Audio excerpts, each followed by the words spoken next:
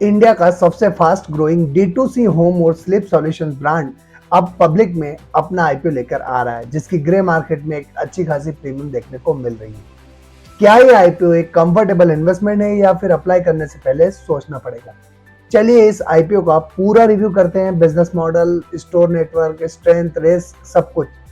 वैकफिट innovation limited की शुरुआत 2016 में हुई थी। एक डायरेक्ट टू कस्टमर यानी D2C होम और स्लीप सॉल्यूशंस कंपनी है, जो खासकर अपने मेमोरी फोम मैट्रेस के लिए जानी जाती है। शुरुआत ऑनलाइन मैट्रेसेस से हुई थी। नो मिडिलमैन, नो शोरूम, सीधे कस्टमर को प्रीमियम क्वालिटी प्रोडक्ट किफायती दाम में दिया जाना इसका मकसद था। लेकिन आज वेकफिट सिर्फ मैट्रेसेस नहीं बल्कि पूरे होम सॉल्यूशंस ब्रांड बन चुकी है, जिसमें वेकफिट का पूरा बिजनेस मॉडल D2C यानी प्रोडक्ट खुद बनाते हैं, खुद ही ऑनलाइन बेचते हैं, मिडिलमैन कॉस्ट की बचत करते हैं, कस्टमर्स को मिलता है प्रीमियम प्रोडक्ट बेहतर प्राइस में। डिजिटल चैनल और अच्छी लॉजिस्टिक्स की वजह से वेकफिट इंडिया के 700 जिलों में डिलीवरी करता है, जो कि बहुत बड़ी रीच है। स्टोर्स और डिस्ट्रीब्यूशन की बात करें तो पहले पूरी तरह ऑनलाइन काम करता था, लेकिन वेकफिट तेजी से ऑनलाइन के साथ साथ ऑफलाइन भी एक्सपांड कर रहा है। 30 सितंबर 2025 तक की अगर बात करें तो 125 स्टोर, 62 शहर, 19 राज्य और 2 यूनियन टेरिटरी में ऑनलाइन और ऑफलाइन दोनों मॉडल के थ्रू अपने प्रोडक्ट की डिलीवरी करता है।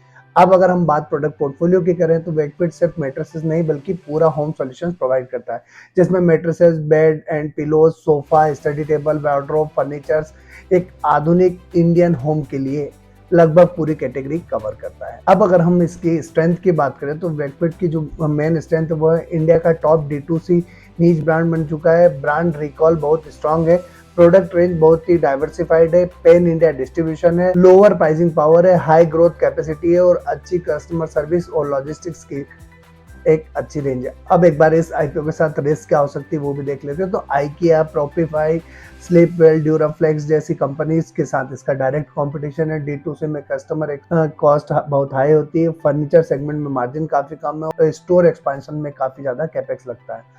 अब एक बार कंपनी के फाइनेंशियल्स की बात करते हैं, जहां पर असेट मार्च 23 से सितंबर 25 तक के फाइनेंशियल शो किए हैं। तो असेट क्लास से अगर शुरुआत करें तो 791 करोड़ की मार्च 23 की असेट थी, जो मार्च 25 में 1050 करोड़ हो चुकी है और सितंबर 25 तक 1220 करोड़ की असेट्स है।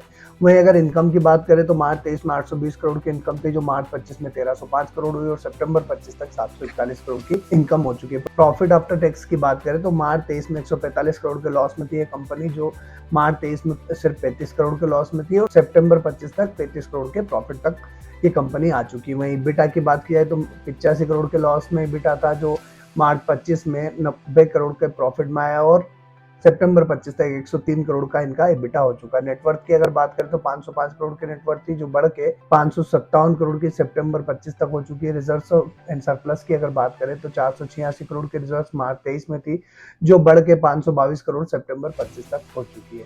अब एक बार कंपनी की वैल्यूएशंस भी देख लेते हैं, जो 6373 करोड़ के वैल्यूएशंस पर ये कंपनी अपना आईपीओ लेकर आ रही है, जहां पर ROE -6.58% है, ROC -0.68% है, डेब्ट टू इक्विटी रेशियो 0.53 का है और रिटर्न ऑन नेटवर्थ -6.72% का है, पैट मार्जिन -2.75 का है, EBITDA मार्जिन 7.13 का है। अब एक बार कंपनी के आईपीओ डिटेल्स की बात करते हैं तो 8 दिसंबर के दिन आईपीओ शुरू होने वाला है, 10 दिसंबर तक खुला रहेगा, 15 दिसंबर के दिन लिस्टिंग होने वाली है, ₹1 फेस वैल्यू वाला शेयर है, 185 से 195 रुपए का प्राइस बैंड होने वाला है और 1288 करोड़ का आईपीओ साइज है, जिसमें से 911 करोड़ का जो है वो ओएफएस होने वाला है। बुक बिल्ड इश्यू टाइप और BSE NSE दोनों पर लिस्टिंग। अब बात करते हैं मिनिमम इन्वेस्टमेंट किस कैटेगरी में कितना करना होगा। तो रिटेल में एक लॉट के लिए 76 शेयर्स में 14,820 रुपए के लिए निवेश करना होगा। तो स्मॉल HNI का मिनिमम इन्वेस्टमेंट 14 लॉट में 1064 शेयर्स 2,07,480 रुपीज के लिए। वहीं अगर बिग HNI की बात करें तो 68 लॉट 5168 शेयर्स और 10,07,760 रुपीज के लिए मिनिमम इन्वेस्टमेंट करना पड़ेगा। अब बात आती है आईपीओ से आने वाले पैसे का उपयोग कहाँ किया जाना है। तो आईपीओ से आने वाले पैसे का उपयोग company capital expenditure to be incurred by our company for setting up 117 new COCO store open करने वाले हैं, जिसमें 30.84 करोड़ का उपयोग करने वाले हैं। लीज और सब लीज और रेंट के लिए ये कोको स्टोर्स के लिए 161.47 करोड़ का उपयोग करने वाले हैं। 15.41 करोड़ का उपयोग जो है capital expenditure to be incurred by our company to purchase new equipment और मशीनरी में करने वाले हैं। मार्केटिंग एडवर्टीजमेंट में 108 करोड़ का उपयोग करने वाले हैं और रिमेनिंग अमाउंट जो है वो जनरल कॉर्पोरेट पर्पस के लिए उपयोग में आने वाला है। अब बात आती है ग्रे मार्केट प्रीमियम की। तो दोस्तों, अगर अभी तक चैनल सब्सक्राइब नहीं किया तो जल्दी से चैनल सब्सक्राइब करके बेल आइकन प्रेस कर दीजिएगा। साथ ही साथ टेलीग्राम, इंस्टाग्राम और व्हाट्सएप चैनल का लिंक डिस्क्रिप्शन में दिया हुआ है, जहां से आप हमें फॉलो करके लेटेस्ट अपडेट प्राप्त कर सकते हैं।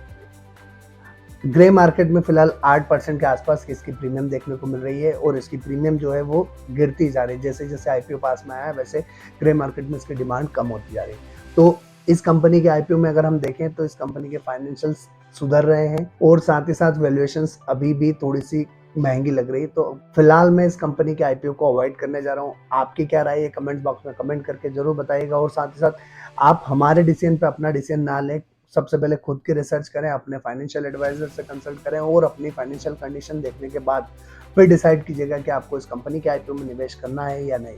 आपका जो भी डिसीजन हो कमेंट बॉक्स में कमेंट करके जरूर बताइएगा। और ऐसे ही तमाम सारे लेटेस्ट और फाइनेंशियल अपडेट्स के लिए हमारे चैनल को सब्सक्राइब जरूर करें।